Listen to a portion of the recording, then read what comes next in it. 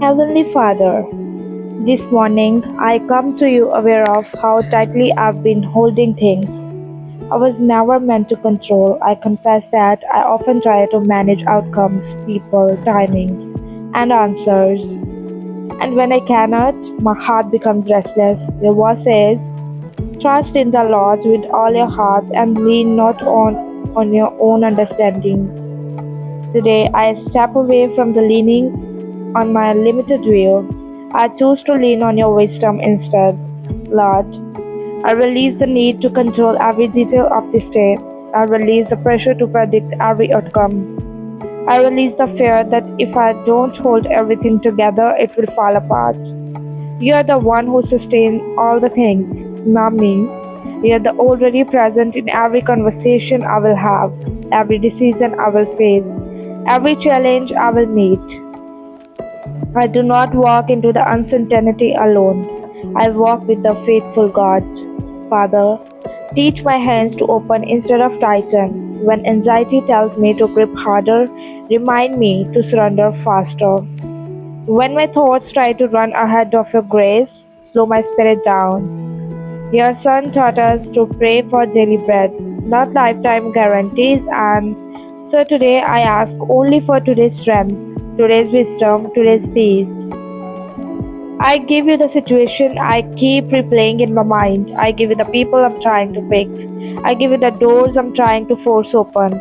If it is from you, no one can close it. If it is not from you, no of effort can secure it.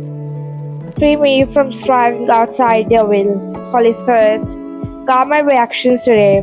When plans change, anchor me. When delays come, steady me. When surprises appear, remind me that no one of them surprise you. Let my first response be trust, not tension. Let my first instinct be the prayer, not panic. Lord, your word says, be still and know that I'm God. This morning I choose stillness in my soul. Even if the schedule is full, I choose surrender in my heart. Even if the path is unclear, I choose obedience in my next step. Even if I cannot see the 10th step, I place this day into your hands. My work, my relationship, my responsibilities, my unanswered questions. Lead me where you want to me. Interrupt me if needed. Redirect me if necessary. I would rather walk a redirected path with you than a successful path without you. Thank you that I do not have be in the control for you in to be in control. Thank you for your plans are steady, your timing is wise and your care is personal. I begin this morning with open hands and trusting hearts in Jesus' name. I control feel safe until it starts stealing my peace. Many of us learn to survive by managing everything schedules, expectations, relationships, outcomes. We plan deeply, double check constantly, and mentally rehearse tomorrow before today has even begun. But control is a fragile shield. The more you depend on it, the more anxious you become when life refuses to cooperate. Scripture teaches a peace does not come from controlling circumstances. It comes from trusting God's sovereignty. Proverbs tells us to trust the Lord with all the heart and not lean on your own understandings. That means there's a limit to how far your reasoning can carry you. Your perspective is real, but it is not a complete. God sees the connections you cannot see and the timing you cannot measure. Trying to control everything is often hidden from fear. It says, if I don't hold this together, it will collapse. But faith says, God is already holding that I cannot. Letting go is not irresponsibility, it is realignment. You still act wisely, you still show up faithfully, but you stop acting like the final outcome depends entirely on you. This morning, recognize what belongs in your hand and what belongs in your God's hand. Obedience belongs in your hands, outcome belongs in His. Effort is yours, results are His territory. When you reverse that order, exhaustion grows. When you restore that order, peace begins. So before the day accelerates, make this decision quietly in your heart. I'll be faithful, but I'll not trying to be swern. That role is already filled by God. Letting go of control is not a single emotional moment, it is a repeated spiritual practice. You release, then you remember, then you release again. Jesus taught dependence in daily terms: daily bread, daily grace, daily following. That pattern protect your heart from the crushing weight of trying to secure the entire future at once. Worry always tries to drag you into what if territory. What if fails? What if they change? What if I'm not ready? But God's promise are always given in language. Present, active, near. When your mind runs forward, God calls you back to now. Grace is supplied in the present tense. There's a powerful shift that happens when you replace control with trust. Your question change. Instead of asking, how can I guarantee this works? You begin asking, how can I be faithful in this step? Instead of demanding clarity for the whole path, you ask for the guidance for the next move. Trust through this obedience even when uncertainty is incomplete. As you continue this morning prayer, begin losing your inner grip, not because the day is simple, but because God is steady, not because you see everything, but because He does. And that is enough for the next step forward.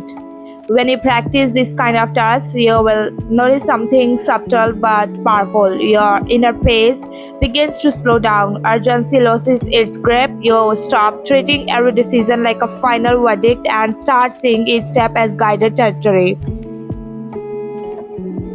You are training your reflexes to reach for God instead of grasping for control. Today will give you multiple chances to practice this.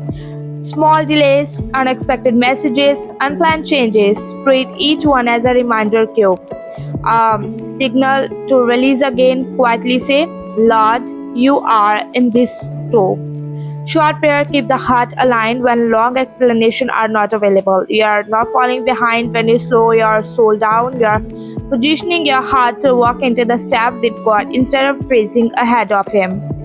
Now let this become personal. Control is hardest to release in the areas that matter most to you. The people you love, the needs you feel responsible for, the outcomes that affect your future. This is where surrender moves from theory to into the courage. It takes courage to say, God, I trust you here, especially where emotions are strongest, but this is exactly where scripture brings comfort. The Bible repeatedly shows that God is especially attentive in the places where human strength runs thin. Places you try hardest to manage, name them in prayer, not generally, specifically. Say them plainly before Him. Then add this sentence, I trust you more than my strategy. This is a bold prayer and it is a freeing one. Remember, surrender is not a stepping back from life, it is stepping under God's leadership. You are not becoming passive, you are becoming aligned. You are still moving, still choosing, still acting, but from a place of trust instead of strain. Hold your plans with open hands today. Open hands can receive guidance. When pressure appears, when something doesn't go the way you expected, that is the moment trust becomes visible. Not in perfect calm, but in chosen returning. You pause your breath, you remember who truly in control. Philippians teaches us, instead of being anxious, we bring everything to God in prayer and thanksgiving. And God's peace guards our heart and minds. Notice that promised peace guards. That means peace stand watch like protector at the gate of your thoughts. But God's are only posted where invitation are given. Prayer is the invitation. Gratitude is the reinforcement. Together they build our boundary line around your inner wall. Surrender also changes how you measure progress. Instead of asking, did everything go the way I planned? You begin asking, did I walk in trust today? That is a different scorecard, a holier one. Some of your most faithful days will not look successful on the outside, but they will be deeply aligned on the inside. Expect moment where the urge to take control returns strongly. That doesn't mean you failed, it means you are aware. Turn awareness into the immediate prayer. Even the sentence is enough. Lord, I give this back to you again. Repeated surrender is not repetition without growth. It is a reinforcement with depth. Walk steadily today, not hurriedly. God is not rushing you from behind, He is leading you from ahead. When you believe that, your pace changes, your tone softens, your decision becomes less fear driven and more faith shaped. Father, as this prayer comes to a close, the surrender continues. Control is not released one, it is a release daily. Sometime early, but today I begin with open hands. Your word says, commit your way to the Lord. Trust in Him and He will act. So I commit this day not just to easy parts but the uncertain parts into your care. I'll be faithful in what you place before me, and I'll trust you with what you keep beyond me. When I feel the pull to control, remind me of your sovereignty. When I feel the rise of worry, draw me back into the trust. When I feel weak, show me again that your strength is sufficient. Thank you that I do not cry today.